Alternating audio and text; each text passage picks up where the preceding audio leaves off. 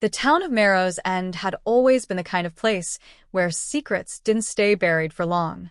The streets were narrow, the houses pressed close together, and everyone seemed to know just enough about their neighbors to whisper. Yet, for years, one secret had been carefully guarded, wrapped in silence by those who had the most to lose. That silence broke on a night thick with smoke and rage, when betrayal turned into something far darker. It began with the trust between two men, childhood friends who had once sworn loyalty in the foolish, desperate way boys often do. Marcus and Daniel were inseparable in their youth, bound by shared mischief, dreams, and scars. But as the years stretched, the closeness gave way to rivalry.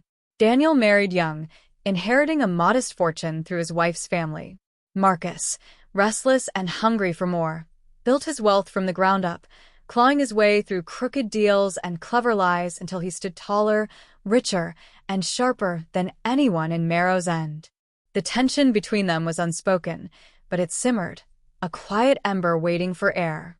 When Marcus discovered that Daniel had been quietly undermining his business deals, feeding information to competitors, the ember caught flame. It wasn't just betrayal, it was humiliation. Marcus, the man who had always prided himself on staying one step ahead, had been played by the one person he had once trusted with his life. At first, Marcus's rage was silent, festering in the hollow of his chest. He smiled at Daniel in the marketplace, drank with him at the tavern, and even toasted him at a town gathering. But beneath the surface, something was shifting, gathering weight like storm clouds pressed low over the sea. Revenge, when it came, would not be swift. It would be a firestorm. The first spark was subtle. Daniel's accounts began to falter, money slipping through cracks he couldn't see. Suppliers backed away, deals soured, and whispers followed him wherever he went. Marcus had set it all in motion, pulling strings so carefully that Daniel never suspected. But Marcus was not satisfied with financial ruin. He wanted Daniel to feel it, to know he was being destroyed by the same hands that had once pulled him from rivers and broken up schoolyard fights. The second spark came when Marcus turned his attention to Daniel's family. Daniel's wife, Eleanor, had always regarded Marcus with suspicion, but she could not deny the charm he carried like a blade hidden in silk. Marcus made sure she saw him everywhere, in the streets, at gatherings, standing just close enough that she could feel his presence. Rumors spread, cruel and deliberate, until Daniel could no longer walk through town without hearing the hiss of gossip. His wife's name entwined with Marcus's. His honor, his pride, blackened by insinuation. The firestorm erupted one night in autumn, when the harvest festival lit the town square with lanterns and laughter. Daniel, drunk and desperate, confronted Marcus in front of the crowd. His words were slurred, but his fury was clear, accusations spilling like blood across the cobblestones. Marcus didn't raise his voice. He didn't need to. His calm, measured responses painted Daniel as paranoid, unstable, a man unraveling before the eyes of his community. By morning, Daniel's reputation lay in ashes. The betrayal that had begun with his own secret dealings had twisted back upon him, magnified into ruin. His business collapsed, his marriage fractured, and his friends slipped quietly from his side. But Marcus still wasn't finished. He wanted Daniel broken in body as well as spirit. The fire that tore through Daniel's workshop weeks later was no accident. It burned hot and fast, consuming everything he had left. No proof tied Marcus to the blaze, but everyone whispered his name in the dark, wondering just how far his vengeance would go. Daniel survived the fire, though scarred and stripped of everything. He left Marrow's End under the cover of night, a shadow of the man who had once stood proudly beside Marcus. And Marcus, standing in the ruins of what had once been friendship, felt both the bitter satisfaction of triumph and the hollowness it carved into his soul. The town never forgot the spectacle. Whispers of betrayal and revenge clung to the streets like smoke long after both men had gone. Some said Marcus's victory was short-lived, that his hunger for retribution left him haunted, unable to escape the very fire he had set in motion. Others believed Daniel would one day return, carrying his own brand of vengeance. But one thing was certain, The betrayal that sparked the firestorm left scars on Merrow's end as deep as the ones Daniel carried on his skin. Trust, once broken, had ignited a blaze no one could contain, and in its wake, the town learned to fear both silence and secrets, for they were kindling waiting for a match. The betrayal had not been sudden, nor was the revenge that followed. Both brewed over years, like storm clouds thickening in a sky too stubborn to break. To those who watched from the outside, it might have seemed as though Marcus had simply snapped, turning against the man who had once been his closest friend. But Marcus knew better. His rage had grown in quiet increments, each slight, each rumor, each crooked smile from Daniel adding another log to the fire. By the time he uncovered the truth, that Daniel had fed his secrets to rivals, hoping to topple him, it was no longer just betrayal. It was an insult carved so deep it became personal, something that demanded more than anger. It demanded vengeance. For Marcus, revenge was never about shouting or striking. It was about precision. He believed in making a man bleed without ever laying a hand on him, in taking away everything until the enemy no longer recognized himself. He studied Daniel like a craftsman examining flawed marble, looking for the cracks that would shatter him most completely. The first attack was financial, because Marcus knew Daniel's pride rested on his work. He began by bribing a supplier, then a partner, planting doubts and seeding mistrust. Orders were delayed, contracts dissolved, and Daniel was left scrambling to patch holes in a ship that was already sinking.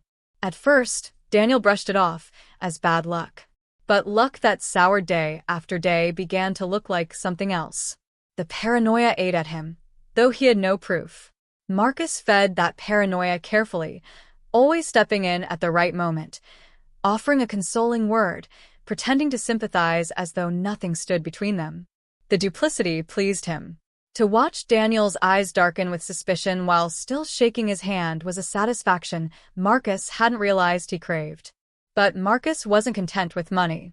Money could be rebuilt. Pride could not. That was when Eleanor became his weapon. He never touched her, never gave Daniel a shred of real evidence. Instead, he leaned close when speaking, let his laughter carry a little too far, made sure the town's busy tongues had just enough to wag about. When Daniel heard his own wife's name twisted together with Marcus's in the tavern, his fury boiled over. He confronted her, shouted at her, accused her of betrayals she hadn't committed. Their home became fractured by suspicion, and Eleanor, weary of the fights, began to distance herself. Marcus had driven the first wedge between them, and he did it with a smile. The autumn festival became the stage for Daniel's undoing. By then, he was ragged, worn thin by debts and whispers. He drank too heavily, desperate for courage, and when he saw Marcus across the square, calm, charming, admired, he could no longer contain himself. His outbursts silenced the music, the laughter, the cheer. He shouted accusations, cursed Marcus, called him a snake. The crowd watched in stunned silence as Marcus remained composed, answering softly, denying everything with the poise of a saint. In that moment, Daniel looked like a madman, a jealous fool unraveling in public. When the night ended, Marcus walked away to applause and sympathy. Daniel stumbled home to a wife who wouldn't look at him and neighbors who pitied him. In Merrow's End, reputation was as fragile as glass, and Marcus had shattered his. But even humiliation wasn't enough. Marcus wanted Daniel ruined in a way that left scars. The fire that tore through Daniel's workshop was brutal, swift, and absolute. The flames devoured wood, iron, memories, everything Daniel had built with his own hands. He clawed his way out, coughing and burned, but when the smoke cleared, all that remained was ash. No one could prove Marcus had lit the match. He was careful, too careful, but the town whispered all the same. Some admired the ruthlessness, others recoiled from it, but no one spoke against him. He had grown too powerful, too feared. Daniel left Merrow's End a hollow man. His body bore burns, his spirit carried heavier wounds. He did not say goodbye to his wife, who had already decided to stay behind. He did not try to salvage his business or reputation. He simply vanished into the night, leaving behind nothing but rumors and the faint hope among a few that he might someday return. Marcus remained. He had won, or so he told himself. Yet victory carried a strange emptiness. The nights were colder, the silence heavier. He began to feel the stares of his neighbors, not with admiration but with quiet dread. Children crossed the street to avoid him. Old friends no longer lingered in his presence. In destroying Daniel, Marcus had made himself untouchable. But untouchable also meant alone. As the years passed, that loneliness grew sharper. There were times, in the dead of night, when Marcus thought he heard footsteps outside his door, a shadow in the window, a reminder that fire begets fire. He wondered if Daniel, scarred and bitter, was out there in the dark, waiting. The betrayal had started the firestorm. The revenge had fed it until there was nothing left but ruin on both sides. And Marrow's End, once a quiet town of whispers, learned a lesson it would never forget. Betrayal may spark the flame, but vengeance is what turns it into an inferno. Daniel's departure from Marrow's End was not the end of the story. It was merely the beginning of another chapter, one that unfolded in shadows and silence. When he left that night, his body was wrapped in bandages, his skin raw from the flames, but the greater wounds were invisible. His pride had been stripped, his family fractured, his name turned to poison. Every step he took away from the town was heavy with the weight of humiliation. He wandered first to neighboring villages, places where no one knew his name. He found work where he could, laboring in fields, repairing fences, even begging when the pain in his hands made work impossible. The burns across his arms and chest never healed cleanly. They drew stares, muttered pity, and questions he refused to answer. He grew bitter, withdrawing further into himself. At night, he would sit in silence, staring at the scars, remembering the smirk on Marcus's face as the crowd laughed at him, as his wife turned away, as everything crumbled. Time did not dull the betrayal. It sharpened it. Each day of hunger, each insult muttered at his disfigured skin, each reminder of what he had lost was like a whetstone against the blade of his rage. He did not think of Eleanor anymore. She had chosen her silence, chosen to stay in Marrow's End under Marcus's shadow. He thought only of Marcus, of the man who had once been his brother, who had turned his life to ash. Years passed, and Daniel's bitterness hardened into resolve. He stopped drifting aimlessly and began to plan. He listened for news of Marrow's End wherever he went. Traders spoke of Marcus's wealth growing, of how he had bought more land, silenced rivals, become the kind of man people feared but dared not challenge. The thought festered in Daniel's mind. Marcus had everything, while he had nothing. That imbalance could not stand. Daniel began to work with purpose. He found employment with the blacksmith, forcing his ruined hands to grow strong again despite the pain. He learned to use tools, to handle iron, to shape it into weapons. When people asked why a burned man would want to craft blades, he only smiled thinly. In the evenings, he practiced with those blades, alone in the forest, his body moving with a grim determination. The pain was constant, but he welcomed it. Pain, after all, was a teacher. He also learned patience. Marcus's power in Marrow's End was absolute, and Daniel knew rushing back would be suicide. He studied, observed, listened to stories of other men who had risen high only to fall. He realized that Marcus's strength was not just in his wealth or cunning, it was in the fear he had planted in others. To destroy Marcus, Daniel would have to burn away that fear, expose the man behind it as nothing more than flesh and weakness. Meanwhile, back in Marrow's End, Marcus's victory had soured. Though he lived in wealth, he lived also in solitude. Eleanor, weary of her own ruined reputation, withdrew from him. Friends became scarce. At gatherings, people smiled, but the smiles never reached their eyes. Marcus told himself it did not matter. He had won, and victory was worth the price.